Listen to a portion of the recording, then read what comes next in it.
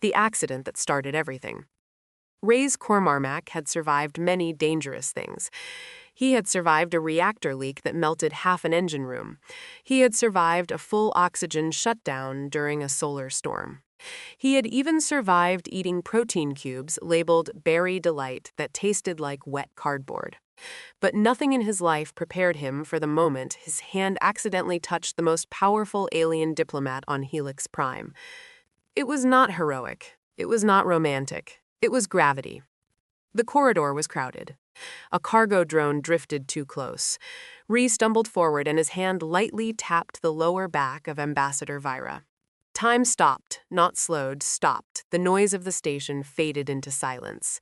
Even the overhead lights seemed to dim in fear. Vyra froze mid-step. Her long, silver-blue ears lifted slightly.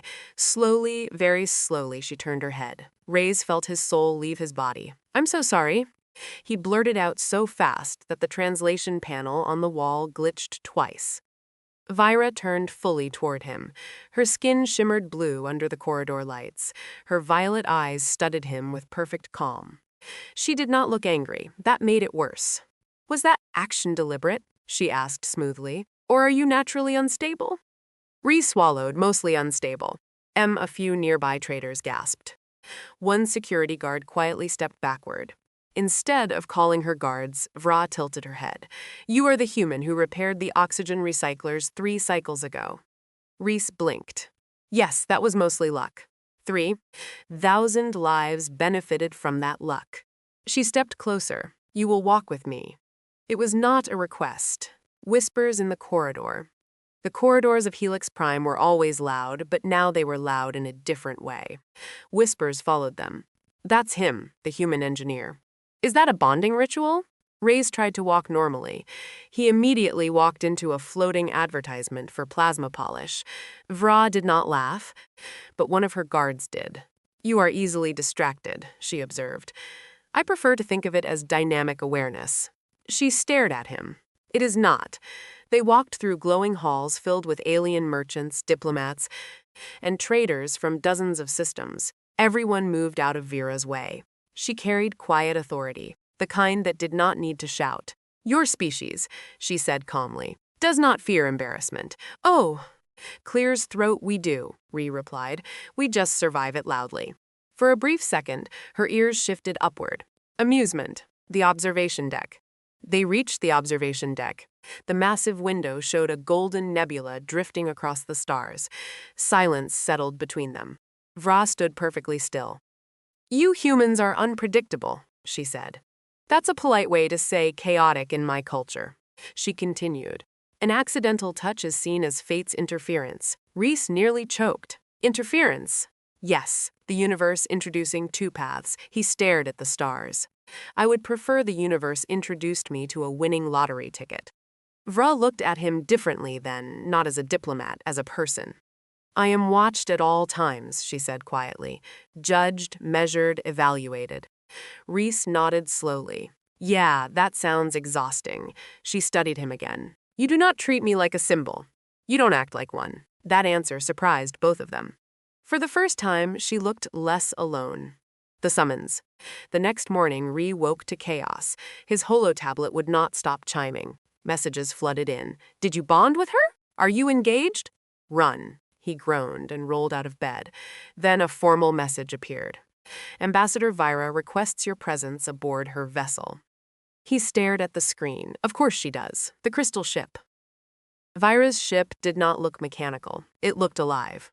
Blue crystal panels curved smoothly around a glowing core. The walls inside pulsed softly like breathing. Reys felt judged by architecture. Vyra waited near a tall chamber glowing with shifting light. "Our gravity harmonizer is unstable," she said. "Ah, my favorite words." Inside the chamber, gravity shifted wildly. 1 second he felt heavy, the next weightless.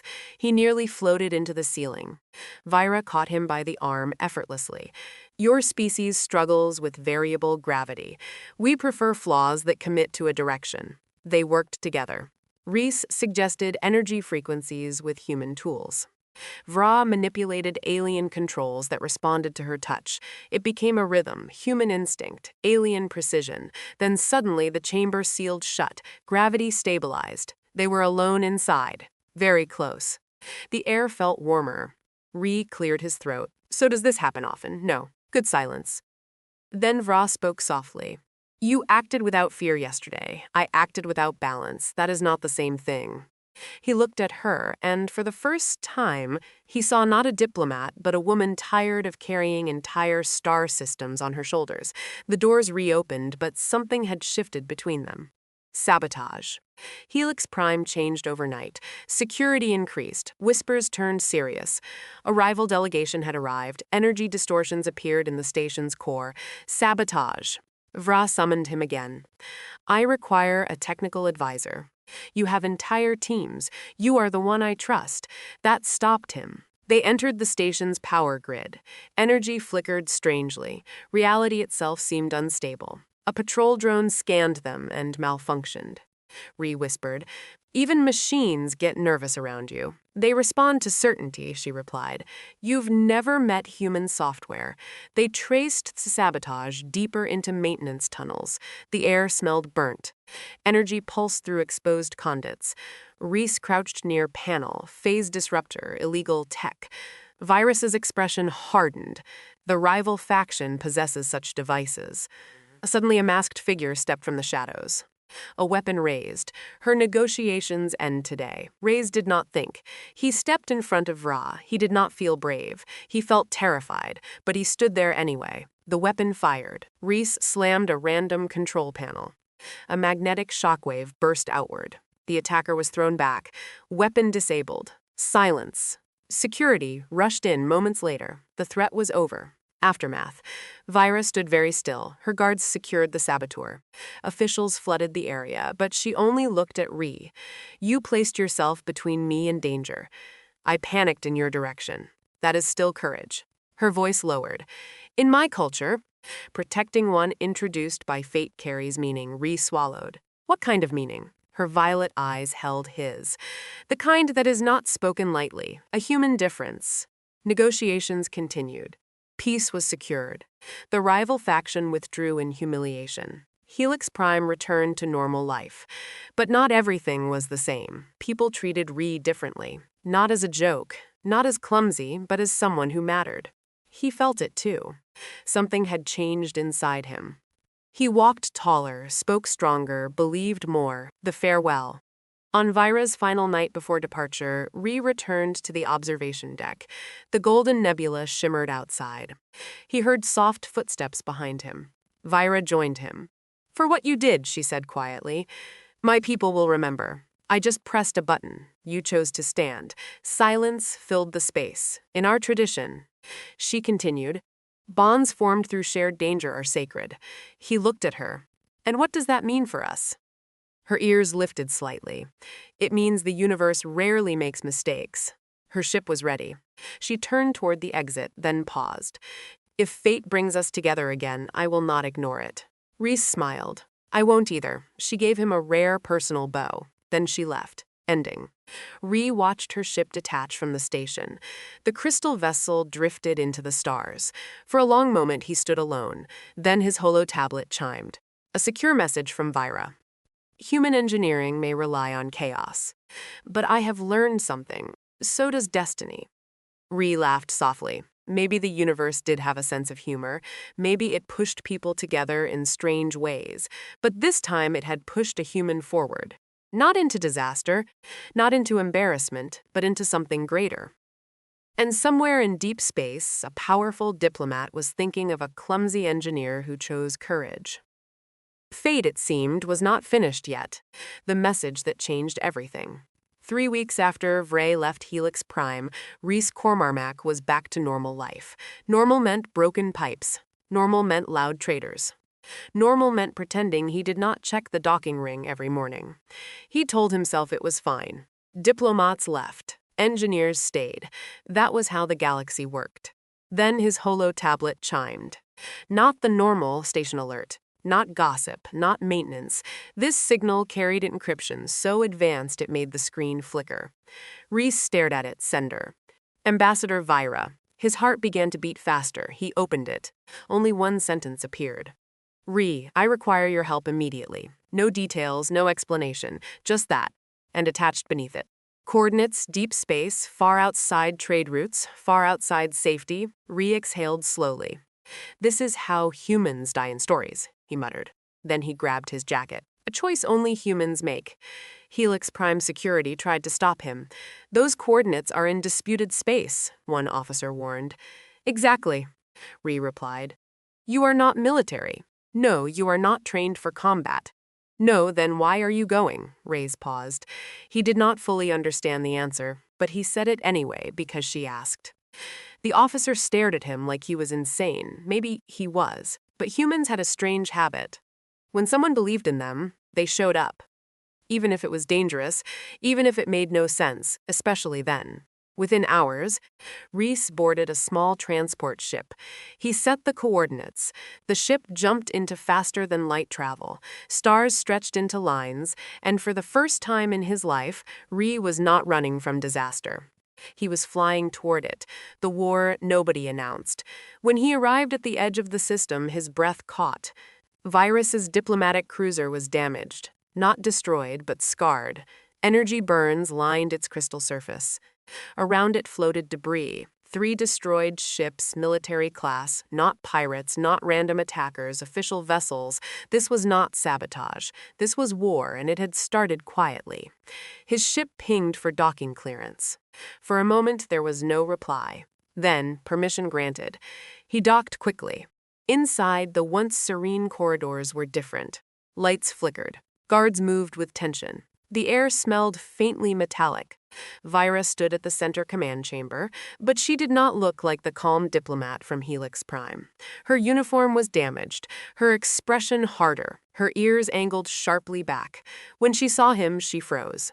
You came, she said quietly. You said immediately. Her violet eyes softened for half a second, then steel returned. My government has been accused of destabilizing neutral systems. The rival faction has turned others against us.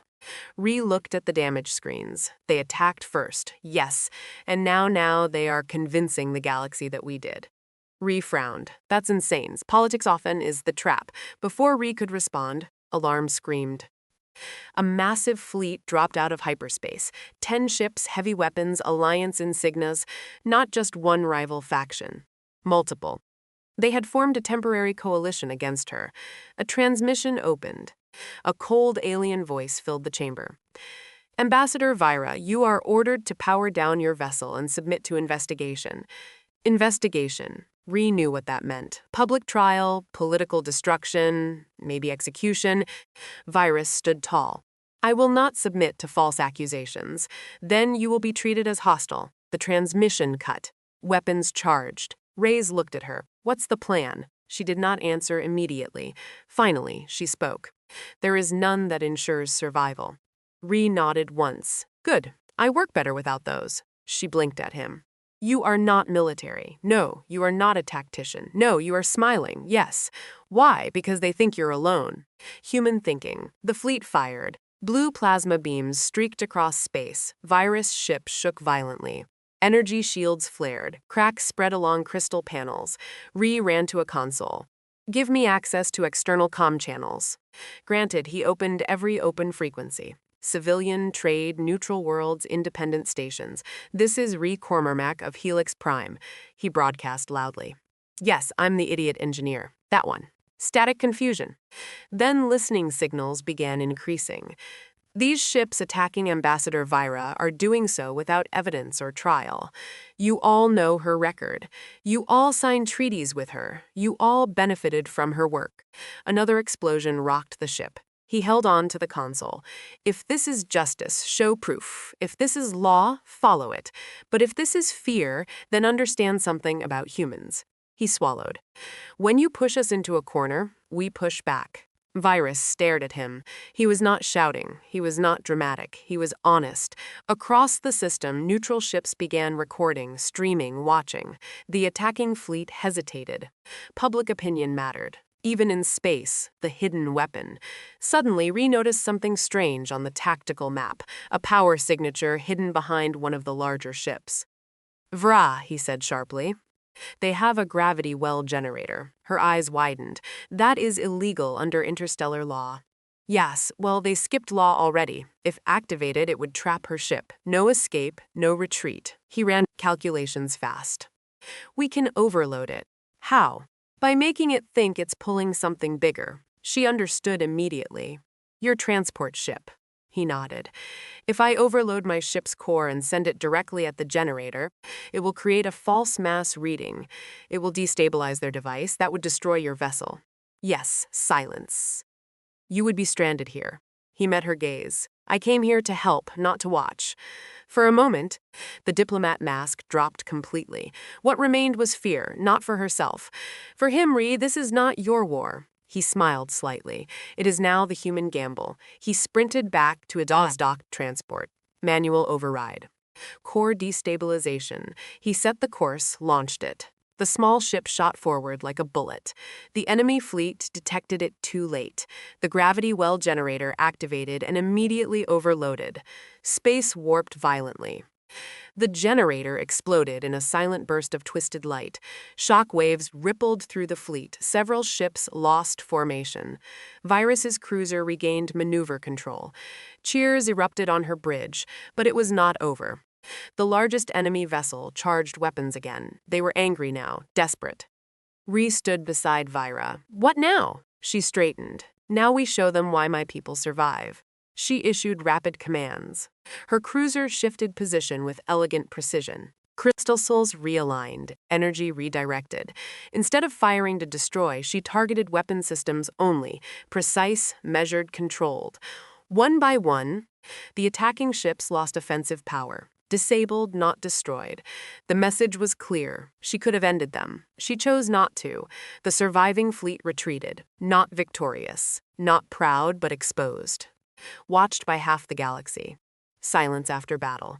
The system grew quiet. Debris floated slowly. Vyra turned to Ree. You sacrificed your only transport. Yeah, I like that ship. You risked death. Yeah, why? He hesitated. Then answered simply, because you don't deserve to fight alone. The words hung in the air. No politics, no strategy, just truth. Her ears lowered gently. In her culture, that meant deep emotion. You are reckless, she said softly. Very. You are illogical constantly. You are extraordinary. That surprised him. I'm just human. Yes, she replied. That is what makes you dangerous. The shift. News of the battle spread quickly. The recording of rebroadcasts went viral across systems. Neutral worlds questioned the coalition's aggression. Several governments demanded investigation. The political tide shifted. Vyra was no longer accused. She was defended. Not because of fear, because of proof, because of witness, because one human engineer refused to stay silent. A new offer. Later, in the quiet observation chamber of her damaged ship, Virus stood beside Ree. Stars drifted calmly now. My government has extended you formal protection, she said. That sounds official. It is. They are also offering you a position. He blinked. Doing what? She faced him directly. Advisor, liaison, cultural bridge. He laughed nervously. I fix machines. You fix more than that. Silence stretched. You do not have to return to Helix Prime, she continued. You could travel with us, see my world, stand beside me. His heart pounded. This was bigger than embarrassment, bigger than accidents. This was choice, the real meaning of fate. Vyra, he said quietly. Back on the station, you said. Bonds formed through danger are sacred. Yes. What does that mean exactly? Her violet eyes held his. It means that when two beings choose to protect one another, it is no longer fate pushing them. What is it then? Decision. She stepped closer. Not as diplomat, not as ambassador, but as Vyra. My people believe destiny introduces paths, but it is courage that walks them, he swallowed. And if I walk it, then you will not walk alone. Ending. Days later, repairs were complete. A new ship waited at the dock, not his old transport, but something stronger. He stood at the ramp, looking back at open space, looking forward at unknown stars. Helix Prime felt far away now. He turned to Vyra. Try not to start another war without me. Her lips curved slightly. "I make no promises." He stepped onto the ship. The ramp closed. The engines hummed. As the vessel lifted into the stars, Ree felt something different. Not fear, not embarrassment, purpose. The galaxy had tried to silence her. Instead, it revealed something stronger: human loyalty, human courage, human choice. And somewhere deep in the endless dark, two paths no longer moved by accident. They moved together.